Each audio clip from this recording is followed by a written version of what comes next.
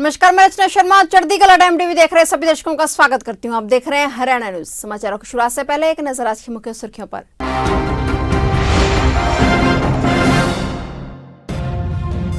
हरियाणा में महामारी का कहर जारी, संक्रमितों की संख्या 20,000 के पार।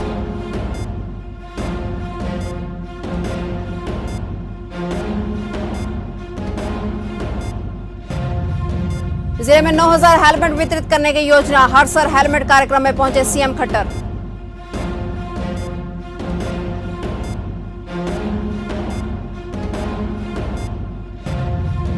खट्टर सरकार ने हाई लेवल कमेटी का किया गठन, गेस्ट टीचर की तर्ज पर एडजस्ट हो सकते हैं बर्खास्त पीटीआई।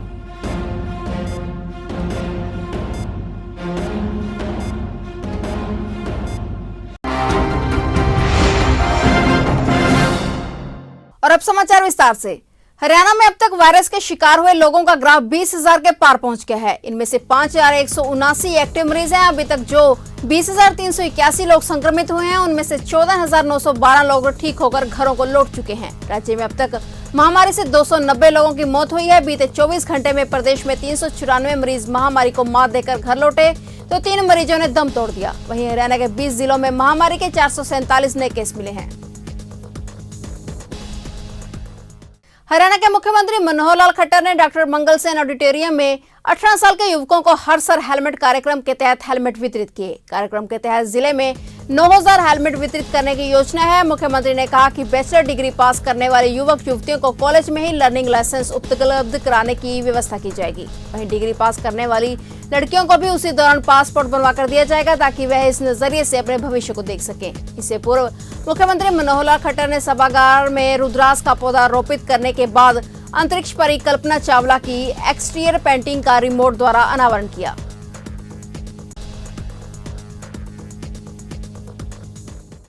हुड्डा सरकार में भर्ती हुए बर्खास्त 1983 पीटीआई को गेस्ट टीचरों की तर्ज पर एडजस्ट किया जा सकता है, क्योंकि सरकार ने इन पीटीआई को लेकर बिजली मंत्री रणजीत सिंह की अध्यक्षता में कमेटी का गठन कर दिया है, जिसमें सीएम के प्रधान सचिव आर.के. खुल्लर, करनाल से सांसद संजय भाटिया और सीएम के राजनीतिक सचिव कृष्ण बेदी को शामिल किया गया है। यह हाई लेवल की कमेटी कर्मचारियों की सदस्य कमेटी के साथ रणजीत सिंह की चंडीगढ़ स्थित आवास पर बातचीत कर चुकी है। इसमें गेस्ट टीचर की तर्ज पर इन्हें एडजस्ट करने को लेकर चर्चा हुई है। इसको लेकर शनिवार को मुख्यमंत्री मनोहर लाल की उनसे करनाल में भी वार्ता होगी। गोंदर गांव के युवक की करनाल के एक निजी अस्पताल में उपचार के दौरान हुई मौत पर परिजनों ने अस्पताल के सामने शव को रखकर अस्पताल के खिलाफ जमकर नारेबाजी करते हुए डॉक्टर के खिलाफ मुकदमा दर्ज करने की मांग की है। मृतक के परिजनों का कहना था कि मुकदमा दर्ज होने के बाद ही वे शव को उठाएंगे, लेकिन पुलिस से परिजनों को नियमानुसार कार्रवाई करने का भरोसा मिलने पर परिजन पोस्टमार्टम की बात के लिए राजी हो गए। देखिए, कल गोंदर गांव के नौजवान हैं, इनको नाम उनकी वो ट्रीटमेंट के लिए आए थे। जो परिजनों से मैंने इनिशियल बात करी है, तो इलाज के उनका ये आरोप है कि इलाज के दौरान उसको कोई अपना इंजेक्शन दिया गया और उसके बाद उसको क्रिटिकल कंडीशन में शिफ्ट कर दिया गया। इनिशियली केस जो कह रहे आरोप लगा रहे हैं मेडिकल नेग्लिजेंस का लगा रहे हैं, तो वो परिजन है, उनसे हमने बात करी है और उनको समझाया है। तो जो ड्यू प्रोसेस है, इनकी तरफ से कंप्लेंट ले ली है और कंप्लेंट लेके जो आगामी कार्रवाई हमने की। कल शाम को ग्रेट खली अम्बाला में गृह मंत्री अनिल विज के निवास स्थान शास्त्री कॉलोनी उनके स्वास्थ्य का हालचाल जानने पहुंचे, जहां खली ने पत्रकार वार्ता में गृह मंत्री की तारीफ करते हुए कहा कि गृह मंत्री अनिल विज जैसा कोई हरियाणा की राजनीति में दूसरा नहीं है। इस दौरान द ग्रेट खली ने गृह मंत्री के जल्द स्वास्थ्य होने की भी कामना की। हरियाणा की सेवा करते रहे, और क्योंकि ऐसे व्यक्ति की हमारे को हरियाणा के लोगों को और पूरे देश को ऐसे व्यक्ति की जरूरत, ऐसे मंत्री की जरूरत है जो मतलब निस्वार्थ, जो ये नहीं देखते ये गरीब है या अमीर है, ये कौन सी जात से है, निचली जात से या ऊपर जात से, वो एक मनुष्य जात देखते हैं, जो मनुष्य जात जिनके पास आते हैं और उनका जो काम ये करते हैं। सो मैं चाहूँगा कि भी मतलब अपनी उनके लिए बहुत बहुत शुभकामना है कि भी बहुत जल्दी से जल्दी ठीक होए।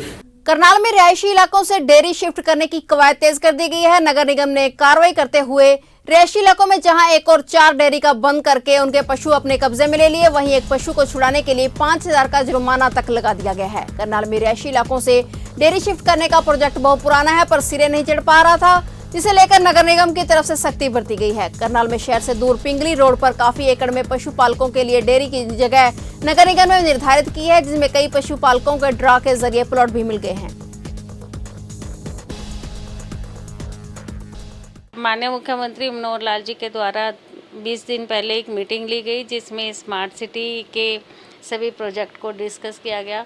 तो विशेष तौर पे उनका एक आह्वान था कि अपने शहर को स्मार्ट बनाने के लिए अपना सीवरेज सिस्टम स्मार्ट होना चाहिए, अपने यहाँ पानी नहीं भरना चाहिए।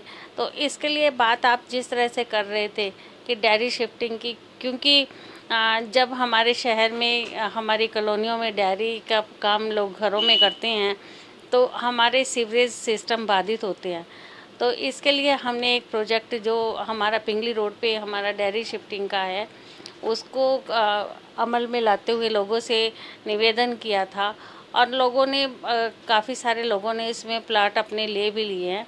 इंद्री हलके के गांव ब्याना में खेतों में काम कर रहे दंपत्ति को बिजली का करंट लग गया, जिससे महिला की मौत हो गई, जबकि उसके पति गंभीर रूप से घायल हो गए। उन्हें करनाल के कल्पना चावला अस्पताल में इलाज के लिए रेफर कर दिया गया। मिली जानकारी के अनुसार गांव ब्याना के रहने वाला जाकिर सिंह व उसकी पत्नी जसवीर कौर अपने खेतों में काम कर रहे थे, तो एकाएक जसवीर कौर खेतों के ऊपर से काफी नीचे गुजर रही 11 केवी की तारों की चपेट में आ गई। पत्नी को तारों की चपेट में देखकर उसका पति उसको बचाने के लिए दौड़ा तो वो भी करंट की चपेट में आ गया। घटना की सूचना मिलते ही पुलिस ने मौके पर पहुंचकर कार्रवाई शुरू कर दी है। आज विश्व जनसंख्या दिवस है, जिसे लेकर अंबाला में एक कार्यक्रम में हरियाणा प्रदेश अध्यक्ष श्री राम रतन गर्ग पहुंचे। वहां हरियाणा प्रदेश अध्यक्ष श्री राम रतन गर्ग ने भारत में बढ़ती जनसंख्या को लेकर चिंता जताई। उन्होंने कहा कि आज भारत में जनसंख्या पर नियंत्रण करना बहुत जरूरी है, नहीं तो देश में वारदातें और बेरोजगारी कभी खत्म नहीं होगी। इस दौरान उनके साथ हरियाणा कार्यकारी महामंत्री मंगल सेन बजाज और अंबाला अध्यक्ष अश्विनी दत्ता भी शामिल थे। मैं लंबे समय से जनसंख्या नियंत्रण कानून बनाने के लिए बहुत लंबे अरसे से काम कर रहा हूँ।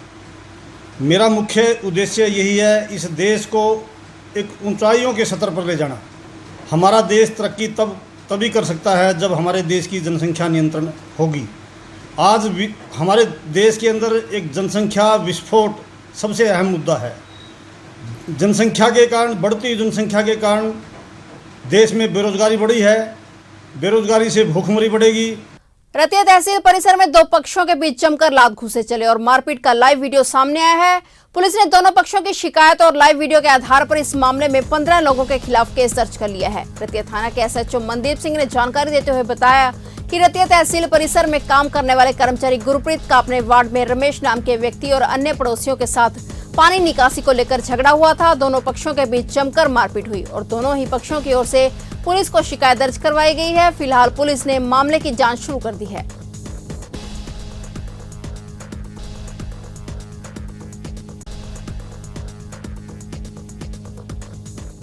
देखिए, जो तहसील परिसर रतिया के अंदर झगड़ा हुआ था, उसमें सेक्टर अपने वार्ड नंबर 14 के रहने वाले गुरप्रीत और रमेश हैं। ये अड़ोस पड़ोस में रहते हैं। इनका कोई गली से पानी निकासी से रिलेटेड आपस में झगड़ा था, तो उन्होंने अपने तरफ से सुलझाने की कोशिश की, लेकिन ये गुरप्रीत है, वह तहसील परिसर में जॉब करता है। तो उसके बाद इनका आपस में डिस्प्यूट बढ़ता गया और जो रमेश पक्ष ने आके वहाँ गुरप्रीत के साथ तहसील परिसर में मारपीट करी। हमें दोनों तरफ से MLR प्राप्त हुई, दोनों तरफ से शिकायतें प्राप्त हुई, जिसके ऊपर केस रजिस्टर करके इन्वेस्टिगेशन। कितने लोगों पर मामला दर्ज किया गया? देखिए, 3-4 नामजद हैं और उसके बाद 10-12 अन्य लोग। फिलहाल हरियाणा न्यूज में इतना ही। तब तक के लिए देखते रहिए चढ़ती कला टाइम टीवी और मुझे दीजिए इजाजत। धन्यवाद।